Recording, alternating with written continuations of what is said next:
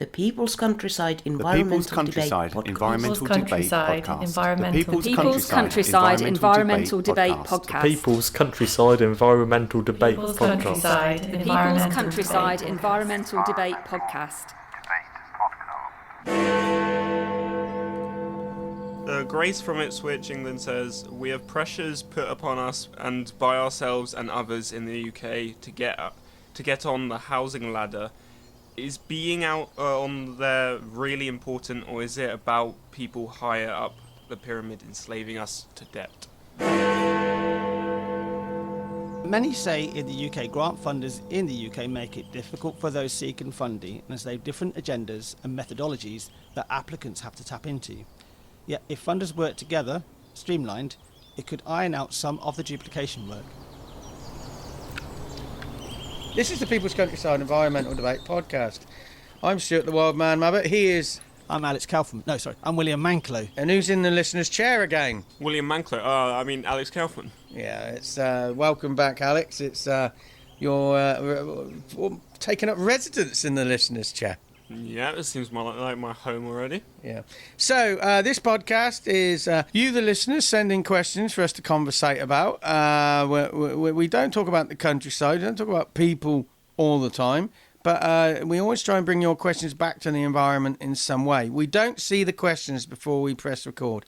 A lot of people won't come and record with us because they say, what are you going to talk about? What are the questions? We approach this cold, like you guys. We've got two questions today from listeners. One's from Grace in Ipswich in England, and the other one is from Lily in Summertown, Oxford. Summertown's near where you live. Yeah, it is, like 5-minute cycle, if that. What is your suburb? I'd say it's Wolvercote, but like the edge towards Summertown. Yeah, it's a North Oxford general area, isn't it? I was also going to say, hopefully there's no political points in this question because Alex don't like politics. If there's politics in this question, we're not going to hear much from him. So yeah, when he came in today, hoping in some ways, right? When he came in today, he said, "I hope there's no political questions," and tightened his nappy. Anyway, let's have Alex then. Read the first question from Grace and tell me if it's political. Well, I hope not. We have Grace from Ipswich, England says, "We have pressures put upon us and by ourselves and others in the UK to get on the housing ladder. Is being out on there really important, or is it about people higher up the pyramid enslaving us to debt?" I'm intrigued to hear your point on this, because you're still at university.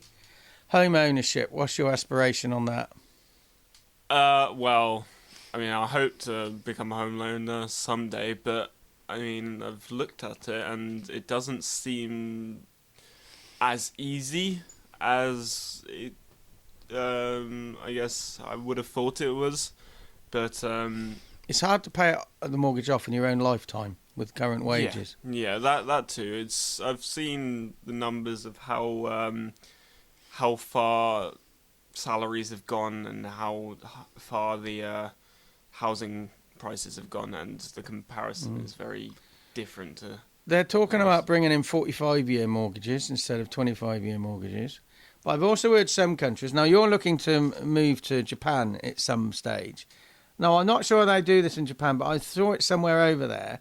They have intergenerational mortgages, so they know you're not going to pay it off in your own lifetime. So your executors, your estate, your beneficiaries, they take on the mortgage. That's the only way. I don't know if I'm sure I heard that happened in Japan, but I don't know. William, do you see that as the future? Intergenerational marriages, mortgages? Oh, automatically, I think there's an issue with that, is that you don't actually have anybody to take on your estate. Where does that money owed go to, and who has to pay it off? I think I'd like to widen this conversation out into how housing actually is, even particularly in the UK, seen as like, well, the aspiration is always to buy your own property, because really that's the only real option you have. Because if you buy a property, obviously, so if you rent a property, you're generally paying somebody else's mortgage off. You're paying more than you would do it with a mortgage. And rental outside of that, so non-private rental, so let's say local authority rental is very, very minimal. We talk, and it's also there's a stigma attached. It is these days, yeah. Oh, absolutely. But there's also a stigma attached to council housing as well, as it's called. It's like if you live in a council house, it's seen. We've talked about this on the podcast previously. That we are a failure if we are in council housing, where actually it should be part of the plethora of ways of living. Social housing, and you actually dig down into it, it's in the package of benefits. If you can't afford the higher up echelons or whatever that may be, it's subsidised housing. So it is by the back door a form of benefit.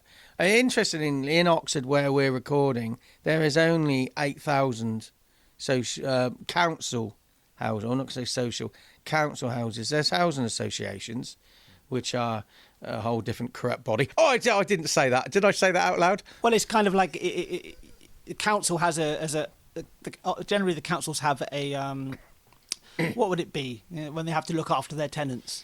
Charter? Yeah, they have a charter. They're restricted quite a lot. They can only put the rent up, I think, 3.4% a year. Yeah, exactly. Whereas with housing associations, they are whatever they want. They are private companies, so you get good ones, you get bad ones, like you would with any private company. Okay, so let's have a look at this question. We have pressures put upon us by ourselves and others in the UK to get on the housing ladder. Alex, you said you have an aspiration to get on. Is that your own pressure or societal pressure? Well, where is that aspiration embedded? I think it's a mix of both. The fact that the housing market's going up and up in prices, and therefore it's going to get harder and harder for me to actually get out. So the more I push towards that, the easier it'll be in that sense. So I'd say it's a mix of both for me. I'm going to say something that actually we're not really kind of touching. We're more touching upon buying a house. Buying a house and being on the housing ladder are two very different things. So you can go and buy yourself a property that actually is perfect for your needs. You're not looking to go up, but anywhere. You're not looking to make any money out of it. Getting onto the property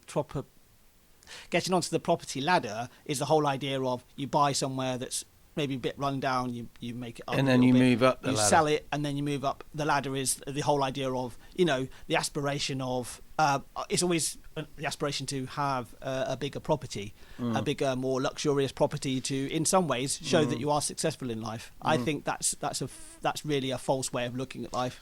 Really, for me, housing has always only been about shelter. I'm not impressed by somebody saying, my friend's got a 6-bedroomed house, double fronted. I just think, well, yeah, okay. I want to know how big his car is. No.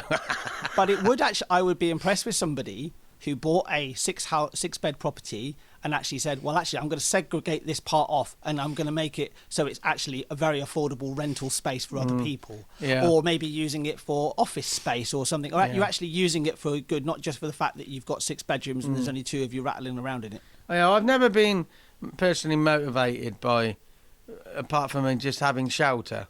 I don't. So now and again, somebody says to me, "Oh, do you own your place?" I said, "No, it's council." "Oh, I'm sorry about that."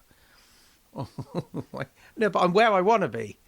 It's shelter. I see this as much in mine as owning, because there's compulsory purchase as well. You might own a property, but you don't really own it. It can be taken away for whatever reason. And the housing ladder, if you got these people who buy to rent, that maths only add up if you've got about 6 properties. But then you're starting to, you need to have 6 rental properties to actually start going, really being able to invest properly, because your money is constantly going into costs. And there are people who jump on the lower echelons of the housing ladder, and I think they think they're making progress, but they're not. People higher up are taking benefit, whether they're aware of it or not. And it's just sort of something I've never really... I'm not saying I'm not aspirational, but it's just not something that's bothered me, owning or this. But I'm always been intrigued where the pressure to do so comes from. Is it ourselves? Is it society? I think Alex gave a good answer. It's a bit of both. Yeah, I was going to go back to the aspirational side of things as well. The aspirational side of reason why, or well, look, yeah, aspirational, but more peer pressure of why you're going to go to another place, or you're trying to make yourself look better because you've got a bigger property. But what I find often is it seems to be that as we get older, it seems to be we more want to retreat to the countryside, away from the services that we'll need more as we get older. You know, that when we're young, we might live in a 1 or 2 bedroom flat because we're slumming it for now because we're going to make some money and actually get in a bigger house in the middle of the countryside. But by the time you're in your 60s and 70s, all those services that you need are now about 20-minute, 30-minute drive away, rather than you being in a smaller place which you can manage when you're older, maybe a ground floor flat, and your doctor's surgery is just around the corner. So I think the pressure from society, as we see it, puts pressure on people to get these big properties. Yeah, I definitely agree with that. But in terms of what I'd prefer, I wouldn't really just want a big property. I want more something that has everything I need. But the key word there's needs. There's lots of people who have massive houses with loads of rooms they don't even use. There's no need for that. Just getting a place that has enough space for the stuff you need to live your everyday life. That's what's best, I'd say. I think what you see has happened is people, you know, they have these aspirations, they get bigger properties, and then they have to work harder, get more well-paying jobs to maintain that. So it's hard to drop back to what you need because you've grown into that. So you have to consciously do that. Yeah, I've got a friend who lives in North Oxford who bought quite a big house and for quite a bit of money because she wanted to be in a particular catchment area for a school.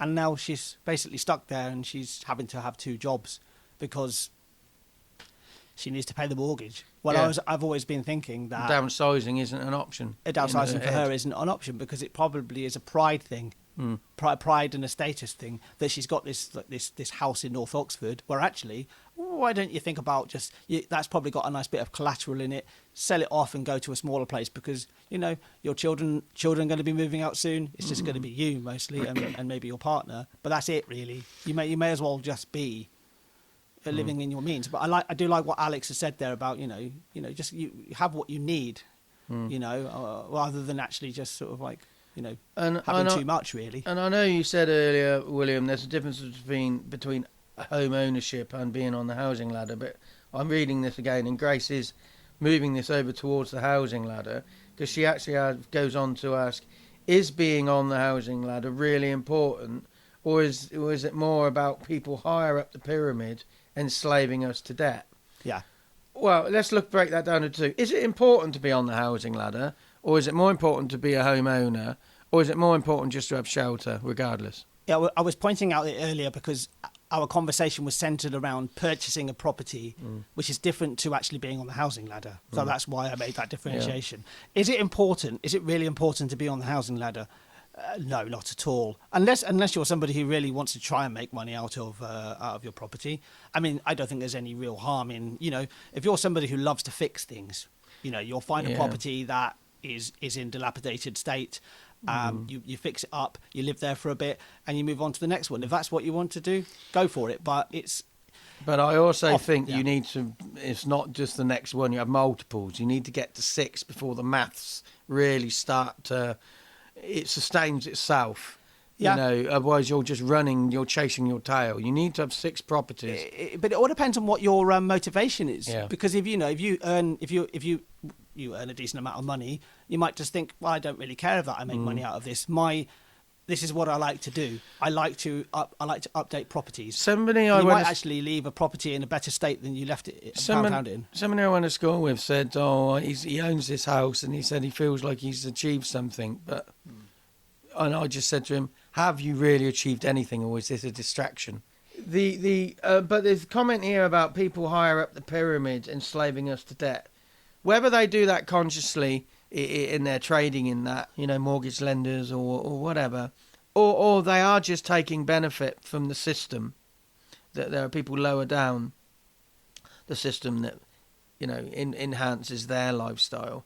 It is an enslavement to debt. It really is. We're living and working and doing stuff to financially survive, but there are other ways of surviving, even in the modern world. Alex, again, you're a young person. You're not in too much debt, apart from to your parents. Not anymore. What's your vision of the upcoming debt that you could face if you're not mindful of the system? To be honest, I haven't really thought about that kind of stuff yet. The only source of kind of debt I've thought about is student loans. That's about it. Because at the moment, that's the only kind of actual money I'd be taking out that I know for a fact will happen. I don't know anything about taxes as of yet, so any of that kind of stuff, like, I just don't know. Fair enough. I was going to say, isn't the student, correct me if I'm wrong here, but the student loan is quite a soft debt. Yeah, you have to get to a certain income before you have to pay it back. You could live your whole life and not pay it back. So if you live within a certain wage bracket and you're happy with that, live within your means and actually just have what you need and have the place that you need, you could live quite a happy life without never paying your student loan back. Anything else to say on this question before we move on to the next one? What about an action? Environmental action. I would say just be aware of the system you're in. Yeah, the drivers that are driving you to make the decisions you are making. Are they your own, or are they other people's, or are they society's? Question the system. What's your place in it? We're all in it. I would go along the lines of, well, if you're on the housing ladder, you're very likely to be, when you're about to sell the house, putting a new kitchen in or putting a new bathroom in or something like that. But think of the environmental impact of those decisions. So is it really worth the environmental impact because all that material you have to get rid of and all the new material you have to put in there and all the carbon that's going to be output with all the installing all that stuff? Is it really worth it? So, Alex? I'd say just do it for the love of the game. If you enjoy doing that kind of stuff, then do it. If you don't, then just get what's necessary for you. There's no need to go big. It's all your purchases, unless they're necessary, there's no reason to go big. Just focus on you. Focus on your life. Okay, so we got 16 more questions lined up, people, and if you get your question in now, we'll cover it in early November 2025. We're popular, William. Evergreen, I would say. Evergreen. Okay, let's do the next question from Evergreen Lily in Summertown, Oxford. You want to read that one? Yeah, it's actually just Lily. Yeah. Anyway, Lily in Summertown, Oxford, England.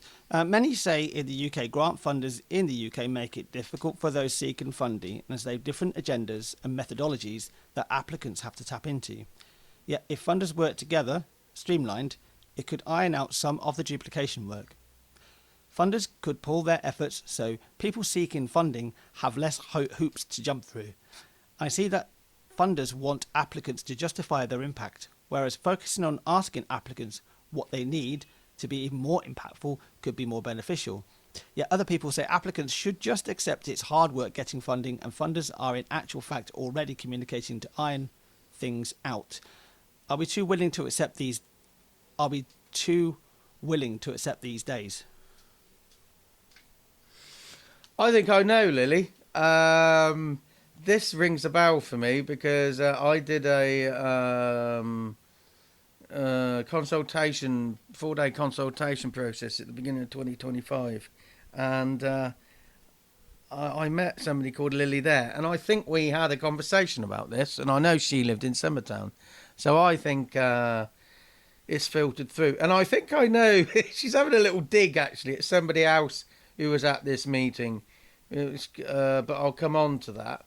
Okay, I think this is a hot potato for you and I, William, funders, because we're looking for about £450,000 of grant funding over the next 5 years to develop a community interest company. I'm dipping my toe in the process. There is a lot of funders are in isolation. They have their own motivations, their own processes. There is a lot of duplication for fundees to jump through. There is a movement in Oxford, a committee trying to come up with a strategy to find out the common duplications across the board and try and get funders to streamline the process. But funders will always be slightly in isolation because they do have different motives, different motivations, different, and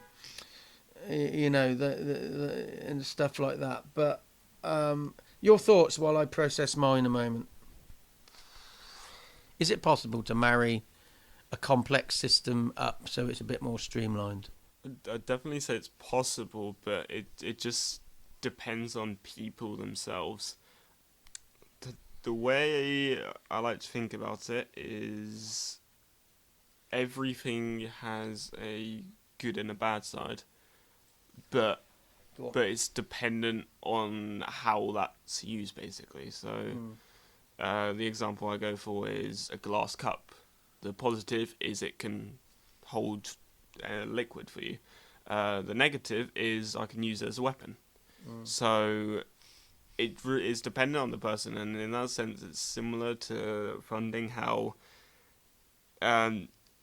it's dependent on the funders. If they decide they want to get together, I'm sure they'll be able to and actually create something more streamlined. The motivation needs finding to bring them together, though, isn't it? Exactly. I mean, you could actually argue even that, as an individual funder, you might actually just want to be difficult to contact, because there could be so many bad. There can be so many bad applications. Yeah, there's this quote out there: "There's more funding available than there are good projects." Good projects, yeah. So you don't necessarily want. I mean, if you think about this as a job application, how many places get thousands upon thousands of applicants, and they can't look through absolutely every single one of them. Often they're using AI tools these days to actually help with that. You have to filter in some way. You have to filter in some way. So a filter sometimes can be that the application process is more maybe slow, maybe not cumbersome. Cumbersome might be the word, but it would depend on where you look at it. So it's a tool in the funder's arsenal to actually. What you were going to say then? Yeah. That's just reminding me of a clip that I saw of the lionesses the other day, which was hilarious.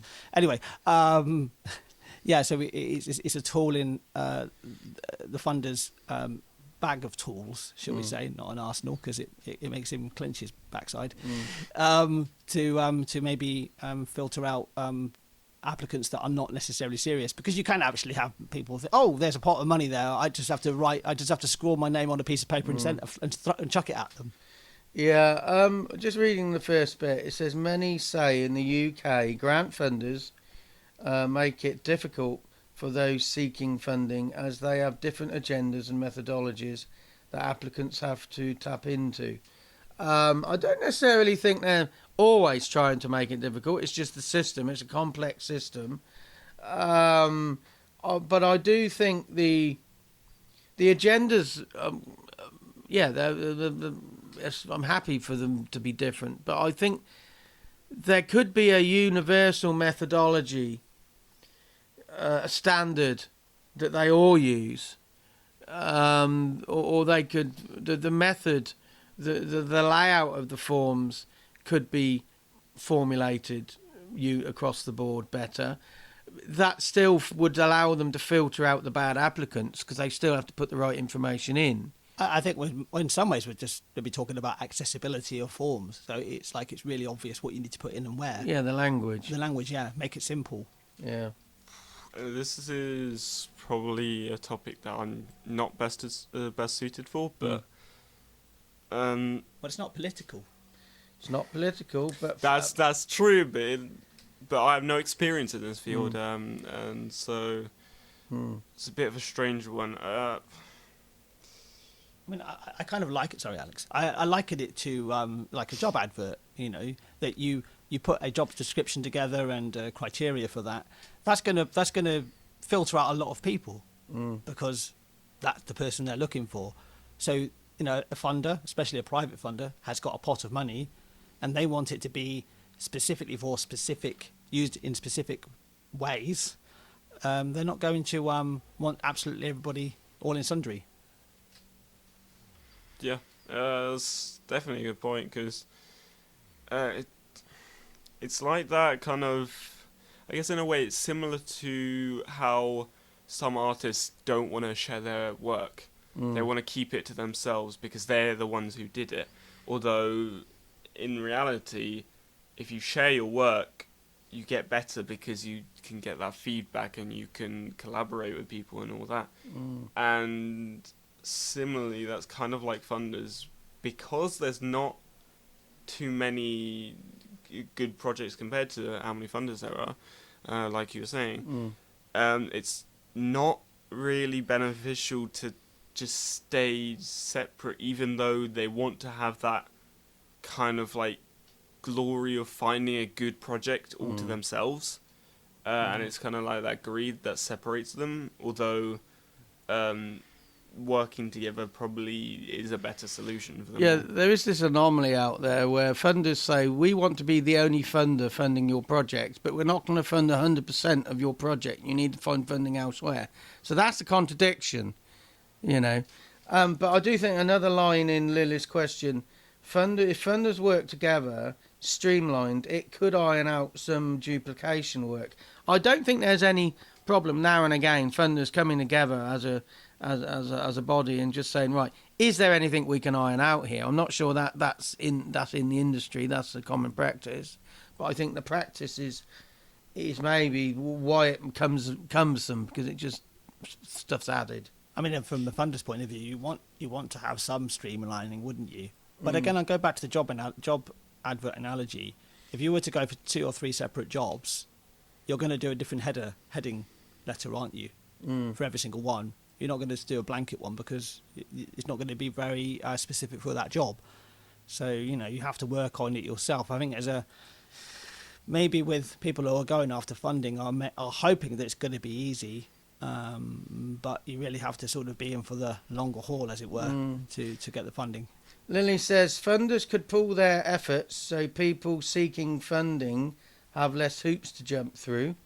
That there is a lot of hoops, but maybe not as many as you maybe think. But also, if you have a disability, one hoop can be one hoop too many, or whatever. And it says here, I see that funders want applicants to justify their impact, whereas refocusing on asking questions of what they need to be even more impactful could be more beneficial. Yeah, I mean, this is a bit of a discussion that goes on amongst fundees. You do have to do an impact assessment, which I think you should always do in a genuine way, but that seems to be almost like the objective. We give you the funding, you do the work, and then you give us your impact statement. But if there was another layer to this, like Lily says, asking applicants what they need to be even more impactful could be more beneficial, because when they give out the next load of funding, they could just not the support could be more than just financial. It's actually mentoring support, you know. So there's a can of worms in that line. Yeah, I mean, the impact can be felt in so many different ways, right? Yeah, but what you know, you've shown us you've made an impact, but how can you make more impact if we did our job better? You know, they're not asking that question, and I'm beginning to see that with the process we're going through. Other people say, now this is the jibe I think Lily's having with another attendee. There was an attendee on this day with this consultation process who saw themselves as better than. There was 16 members of the public there who were selected randomly from across the board. This other attendee, in her own mind, her status was better than anybody else. There were certain people in that room that shouldn't be there. It's not her place to actually make that judgment, and her opinion was always right. And sometimes I felt that she would argue the alternative just to be different. And when it says here, other people say applicants should just accept it's hard work getting funding, and funders are actually already communicating to iron things out. This other person, I remember saying that, But what I would like to put out there, as we're dipping our toe in the process ourselves, I don't think we should accept it's hard work, always. There's lots of support out there. There's lots of support groups out there to help you enjoying this process. And so when you write your first funding bid application, you can get support to do that. So it doesn't have to be hard. It's complex, but you break it down into little bite-sized chunks. That's exactly what I was going to say. You know, you see a bigger task. You see a really big task in front of you. The best way to get through that big task is to take each step as it just break it down into these smaller tasks. Yeah, exactly. Breaking it down into small tasks is always the best option, especially in these kind of cases where it's somehow in some ways a bit of a mess. I'd call it. I would also say that, you know, if you get the application, you get the application through, you've gone through all the different stages, you've put a lot of work into it, and you've been accepted. Don't get too overexcited by it, because, you know, that's when the real work starts, because you've now got the funding for it. And if you get rejected, don't be too disheartened. Just look at what maybe you could have done better. Maybe get advice as well. You know, because there's going to be people around you that you know, or there's going to be organisations, as you've just talked about, Stuart, that can actually advise you as well. And then just take what you've learnt into the next application. Funders will almost always reject you at the first approach, even if they think you've got a good application, because they have to be seen to be improving you. So they will say, yeah, we like this idea, can you improve on this area? It takes them maybe to a couple of months to get to that point. But then when you have to resubmit it, they want you. So they turn this around very quickly, but they have to be seen to be doing it. That's being rigorous, isn't it? Yeah. That's just another filter they're going to put out in front. And in some ways, you know, I know you didn't get on with this woman at this place, but actually, you know, sometimes you might just have to accept there is hard work to put into this. And often I see hard work as something that you haven't done before. So if you actually go and put the quote unquote hard work in now, that means in the future you'll actually be you'll have some more idea of what the system is like. Yeah, I do agree with you. I mean, I didn't get on with this other participant, but her point was we should always accept it's hard work getting funding. It doesn't have to be. You can get support. It's as hard as you want to make it. Exactly. She was making a point just to say, no, I know better. She was being obtuse and being very black and white, I should say. Very, very. Yeah. You know, the world is not black and white. The world is grayscale. I always think. Yeah, and it says here, this comes from this applicant again. I know this, Lily. I remember this. It says funders are already, in actual fact, communicating. How did this person know that? You know, it's just sort of spouting words. It sounds like she pulled it out of her arse. Yeah, but she was completely oblivious. That makes it an explicit. Alex and I don't swear. It's always William. Anyway, and she was completely oblivious that there was this large-scale movement amongst fundees to set up a campaign to get funders talking to each other. And she would say that it's not needed. Well, there were some really big movers and shakers in Oxford who were involved in that, so clearly it is. But the last sentence is, and this quite wide, are we too willing to accept these days, regardless of what we're accepting? Are we too willing to accept? Yeah, I definitely agree with that. It's kind of like following the crowd, in a sense. For example, on any kind of social media, if something's just got a bunch of likes on it versus a video that's got not many likes on it, and even if you prefer the one with less likes, most people will go for the one with more likes just because it's following the crowd, and it's that sense of just not really thinking about it. Yeah, I don't follow the crowd.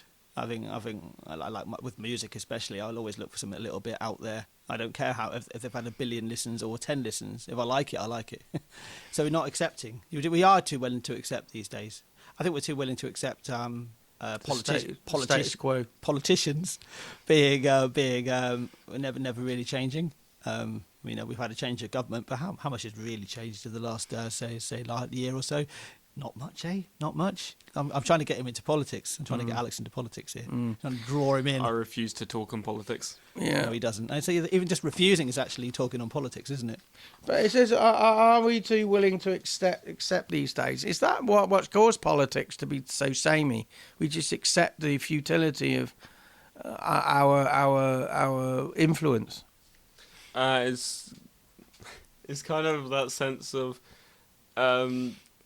the people at the top just know that people can accept nowadays, and so they can just spout whatever rubbish they want, and it'll just get accepted because they're more popular or whatever. So is it playing to their crowd, their audience, so they know that, I'm talking about politics here, they know that they only need a certain percentage of the populace who actually vote to vote for them. Because there's about at least a third of the populace that don't vote at all. Stuart, you're one of them, of course. Yeah, I'm one of the third. Yeah, I'm not the third. It's more. Well, your ego is probably big enough to fill the third. You probably think anyway. But there's they're going to be going after their niche audience, shall we say? Okay, so let's spin this round to an environmental action. Funding. I would say if you've got a good idea for an environmental project, and you want to set it up as like a community company and a not-for-profit, huge amounts of funding out there, huge amounts of support. Just get out there and talk. Ask the question. Put your head above the parapet. Ask for collaborators. And it's not as difficult as you think. For me, with the disability, it's slowed down over the last 6 months. But the only thing that's slowed down is our speed towards the objective. The funding side of it, you can get support doing your first funding bid application. If you put a percentage in that first funding bid application for development and evaluation, you've got funds to outsource to get a professional evaluator in to show that you've done a good job. And you can outsource getting the next grant funding thing done. So once you go to your second bid, your grant fund, you're not doing this work. And if you obviously have a bee in your bonnet, you have an environmental idea in your head, whatever that is, it's obviously very important to you. Have that as your sole focus. Don't think so much about whether you're going to fail or you're going to succeed at getting this funding, and see that as particularly if you've never gone for a funding bid before. Think about it as a learning process. I've been doing an online distance learning course, and I've learnt a lot by just going through that process of, I've not done that for a long time. Can I do this now? You learn about it, and it will hurt actually sometimes. It will actually be hard. You might actually be stressing out about like, have I got the details right or whatever. But, just put it out there. And, Stuart, you said about, we've talked about funding bid writers, and actually when you put a funding bid in, it doesn't have to be entirely perfect. You want to check your spelling, you want to check your grammar. But if there are a few typos that go in there, what it will show to the funder is actually it's been written by a human, especially. It's not been done by AI. It's not perfect. It doesn't need to be perfect. In fact, a little bit imperfect actually shows that it's real. Yeah. And it comes from a real point of like, this is the change I want to make. This is the improvement I want to make. It could be the smallest thing. It doesn't have to be 50 grand, or we're getting £450,000 worth of funding. That's what we're going for. It could just be a £200 to do some work in your local area, whatever that may be. So just remember that focus at the start. Not really environmental action, but my action for this is to just do it. Life's too short to worry about all this. So if you've got an aspiration in mind in terms of something you need fundraising for, just go for it. The worst that could happen is it fails, and if so, you just try again. Life's too short to worry about this kind of stuff. But the one thing it is quite short of, we're beginning to get short of questions, aren't we, Stuart? We're down to 16 now. Yeah. So this is a good time to get a question in now, particularly if it's a political one, and if we can get Alex along. He won't be on it anyway because he won't talk about it. And we nearly got him to talk about politics today.